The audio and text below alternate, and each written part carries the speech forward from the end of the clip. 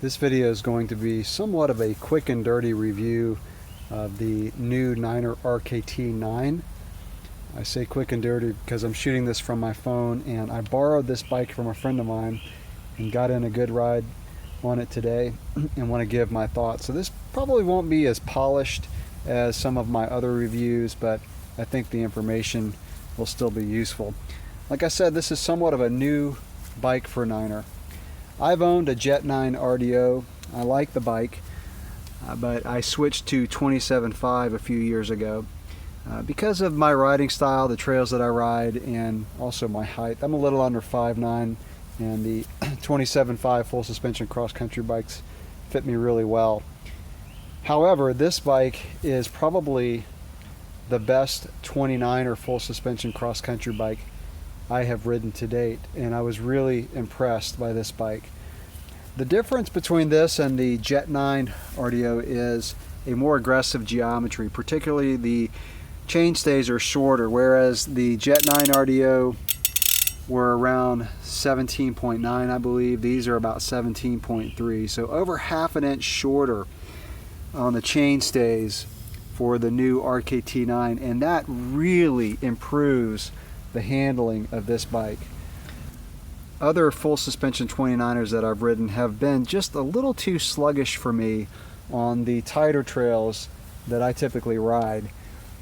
But this one with the shorter chainstays has made this bike something that I can get around the corners really easily. And like I said, it's been a while since I've been on a full suspension 29er, and I had no problems adjusting to this bike. I felt right at home back on this bike.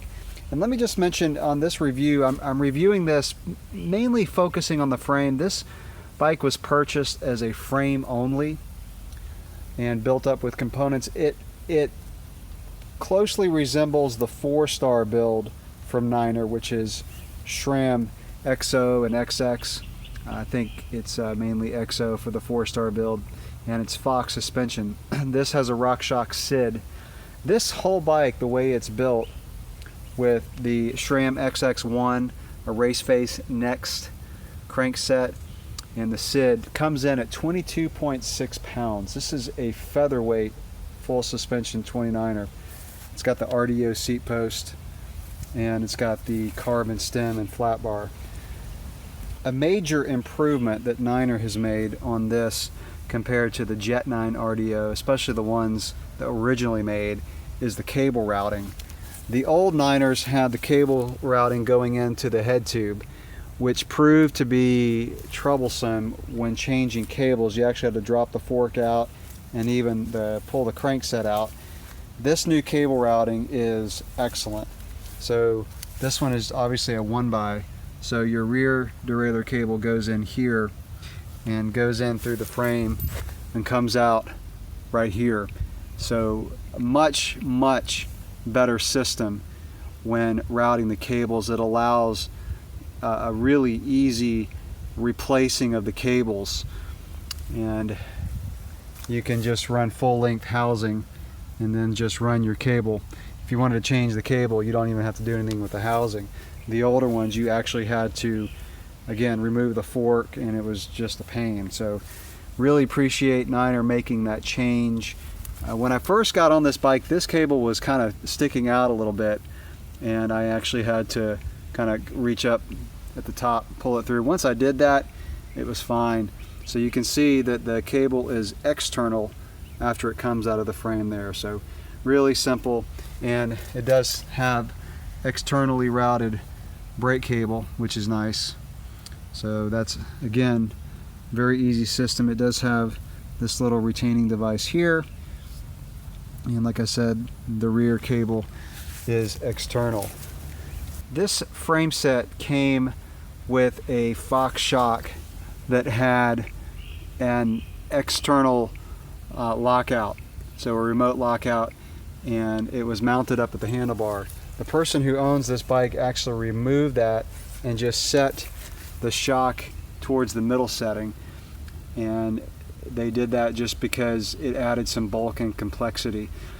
I personally wish Niner would just include the regular DPS Shock on this frame to where you would adjust it just by reaching down and flipping it over to, you know, all the way over to the left away from the drive side would be the plushest setting, middle would be pro pedal, and then all the way over to the drive side would be locked out.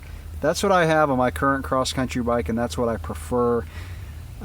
You know, I've not really ridden the external remote lockout on this fork, so I can't give a full judgment, but just kind of my gut reaction is I personally would rather have the DPS Shock that does not have that remote lockout. So just my personal preference, but I just want to throw that in there.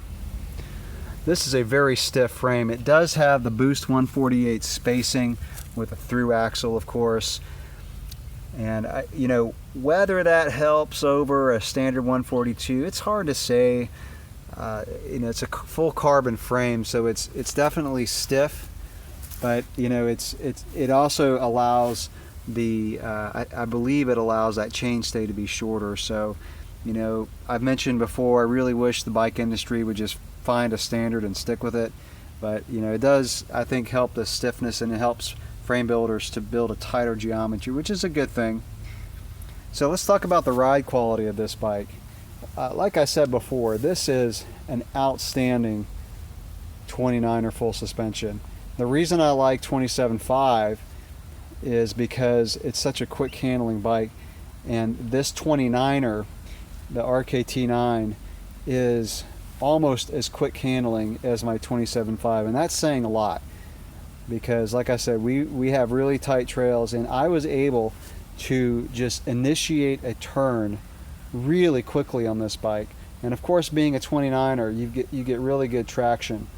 The front end on this bike, you know, it's a 29er, so it's a little high, and it's got, you know, the head tube is a little high, and I'm speaking that from someone who's been on 27.5 for a while. So that took a little getting used to, getting back on a full suspension 29er, just sitting up a little bit higher. But traction is excellent, cornering is excellent on this bike, and the suspension, it actually was more plush than I thought it would be. This frame has 90 millimeters of travel, so about 10 millimeters less than I'm used to. But small bump sensitivity is excellent on this bike. Like I said, a little bit more plush than I anticipated. It's when you hit the harder bumps that you notice that you only have 90 millimeters of travel, especially for G-outs. When you go through a G-out, you really feel that suspension ramp up quickly. But for typical cross-country use, I mean, this is a race bike or a very fast cross-country bike, however you want to use it. So you're not looking for a bike with a ton of travel for really steep, gnarly stuff. It's designed to go fast, and this bike does go fast.